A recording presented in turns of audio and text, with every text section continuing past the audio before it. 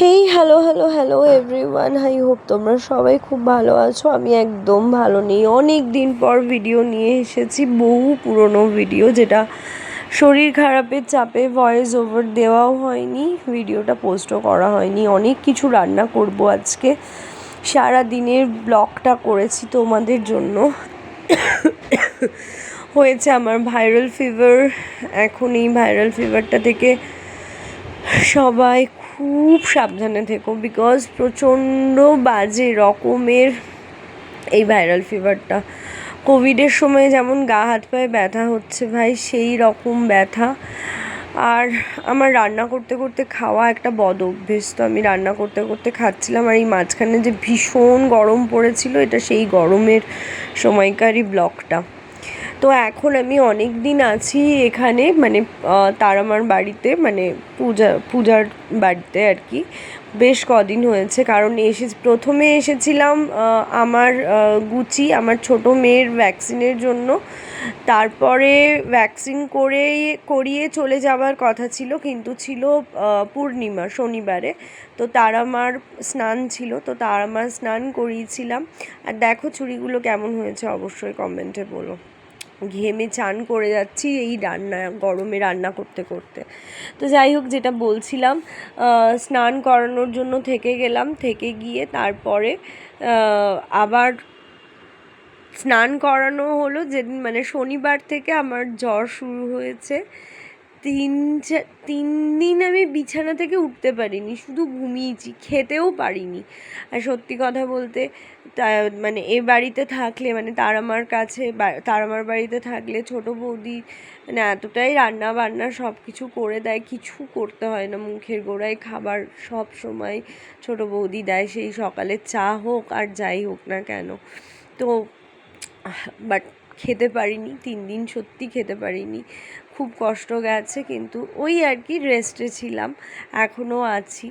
জানি না কবে বাড়ি যাব। আজকে তোমাদের সাথে এই ভিডিওটা শেয়ার করছি। আজকে আমি উঠেছি, মানে আজকে স্নান করতে পেরেছি। আমি যে শীতকালেও স্নান না করে থাকি না, সেই মানুষ এই কদিন স্নান করতে পারিনি, শীতে কেঁপেছি। ভাবতে পারবে না এই ভাইরাল ফিভারটা কতটা খারাপ এই ভাইরাল ফিভারটা। শীতকালে কেঁপেছি, কেঁপে কেঁপে কেঁপে কেঁপে মানে মাথা পর্যন্ত ঢাকা নিয়ে বসেছিলাম, এরকম অবস্থা।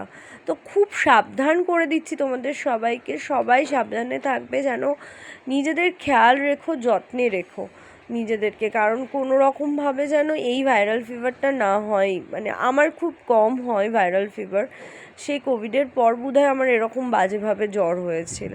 মানে আমার খুব কম জ্বর হয়, কিন্তু যখন হয় আমার খুব খারাপ অবস্থা হয়, আর আমার মাথা খারাপ হয়ে যায়, আমার খুব মাথা খারাপ। আর এইবারে তো আমার আর পূজার একসাথে জ্বর হয়েছে, মানে আমাকে টেক কেয়ার নেওয়ার মতন কোনো মানুষ ছিল না। ফালতু ফালতু ভাবতে পারবে না, জ্বরের মধ্যে পূজাকে যা নয় তাই বলেছি যে হ্যাঁ একটুখানি আমাকে খাইয়ে দিতে।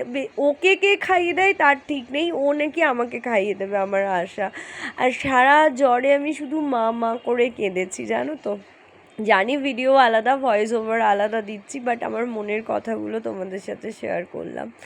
সত্যি কথা বলতে এইবারের জ্বরটাতে খুব কষ্ট হয়েছে, কিন্তু আমার এই ছোট্ট 3টে বাচ্চা গো এত মানে আন্ডারস্ট্যান্ডিং, মানে ইনক্লুডিং গুচি অলসো, মানে এইটুকু জ্বালায়নি, নিজেরা খেয়েছে দিয়েছে। আমি 3 দিন বেহুশ ছিলাম, পূজাও 3 দিন বেহুশ ছিল, ওরাও খেয়েছে দিয়েছে, ঘুমিয়েছে। গুচি খেলেছে একটু, ওই আমাদের গায়ের ওপর দিয়েই লাফালাফি করে খেলে বেরিয়েছে, সেটা মানে সেন্স ছিল না, সত্যি কথা বলতে সেন্স ছিল না, মানে এতটা শরীর খারাপ ছিল। মাছের ঝোলের রঙটা দেখে আমি জানি অনেকেরই লোভনীয় লাগছে, তো ঠিক আছে, এগুলো সব অনেক পুরনো খাবার, যেগুলো খাওয়া হয়ে গিয়েছিল। আর এই হচ্ছে আমার পুরো মানে শরীর খারাপের এই কটা দিন গেল।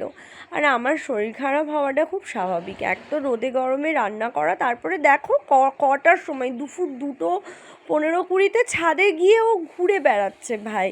মানে এই দেখো ভিডিও তোমাদের চোখের সামনে, আমার মুখটা লাল হয়ে বাস্ট হয়ে যাওয়ার মতন অবস্থা, ভিডিওটাতে দেখতেই পাচ্ছ আমার মুখ চোখের কী অবস্থা। সেখানে আমার মেয়ে ছাদে নিয়ে চলে যাচ্ছে, রান্না করতে করতে আমি মরে যাচ্ছি, তার মধ্যে আমার মেয়েই। তা আমার শরীর খারাপ হবে না তো, এভাবে জ্বর হবে না তো কার হবে বলো।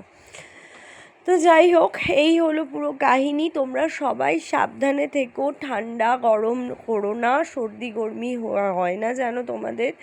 রান্না করতে করতে আমি যেমন এসিতে ঢুকে যাচ্ছিলাম, তোমরা এগুলো করো না, মানে হলে খুব টাফ, খুব টাফ, খুব কষ্ট। টাটা, সবাই ভালো থেকো, সুস্থ থেকো।